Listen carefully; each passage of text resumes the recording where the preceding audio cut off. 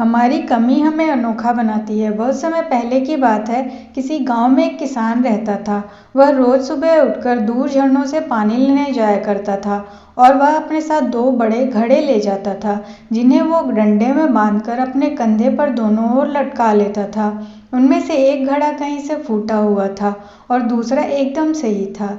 इस वजह से रोज घर पहुंचते पहुंचते किसान के पास 1.5 घड़ा पानी ही बच पाता था। ऐसा 2 सालों से चल रहा था। सही घड़े को इस बात का घमंड था कि वो पूरा का पूरा पानी घर पहुंचाता है और उसके अंदर कोई कमी नहीं है। वहीं दूसरी तरफ फूटा घड़ा इस बात से शर्मिंदा रहता था कि वो आधा पानी ही घर तक पहुंचा पाता है और किसान की मेहनत बेकार चली जाती है। फूटा घड़ा ये सब सोचकर बहुत परेशान रहने लगा और एक दिन उससे रहा नहीं गया। उसने किसान से कहा, मैं खुद पर शर्मिंदा हूँ और आपसे क्षमा मांगना चाहता हूँ। क्यों? किसान ने पूछा। तुम किस बात से शर्मिंदा हो? शायद आप नहीं जानते, पर मैं एक जगह से फूटा हुआ हूँ और पिछले 2 सालों से मुझे जितना पानी घर पहुँचाना चाहिए था, बस उसका आधा ही पहुँचा पाया हूँ। मेरे अंदर ये बहुत बड़ी कमी है और इस वजह से आपकी मेहनत बर्बाद होती रही है। फूटे घड़े ने दुखी होते हुए कहा।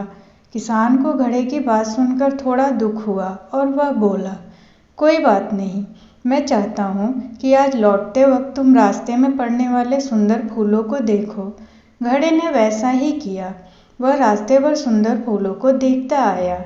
ऐसा करने से उसकी उदासी कुछ दूर हुई, पर घर पहुँचते पहुँचते फिर उसके अंदर से आधा पानी गिर चुका था।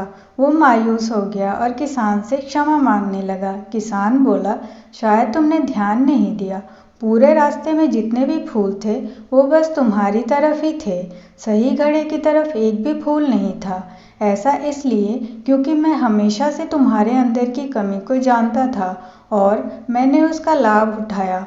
मैंने तुम्हारे तरफ वाले रास्ते पर रंग बिरंगे फूलों के बीज बो दिए थे। तुम रोज थोड़ा थोड़ा करके उन्हें सींचते रहे और पूरे रास्ते को इतना खूबसूरत बना दिया।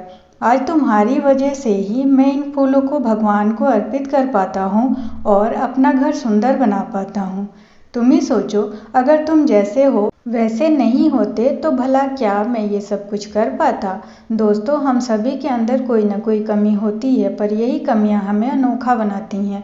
उस किसान की तरह हमें भी हर किसी को वो जैसा है वैसे ही स्वीकारना चाहिए और उसकी अच्छाई की तरफ ध्यान देना चाहिए। और जब हम ऐसा करेंगे तब फूटा घड़ा भी अच्छे घड़े से मूल्यवान हो जाएगा। कहानी सुनने के लिए धन्यवाद और भी ऐसी ही कहानियाँ सुनने के लिए चैनल को सब्सक्राइब करें।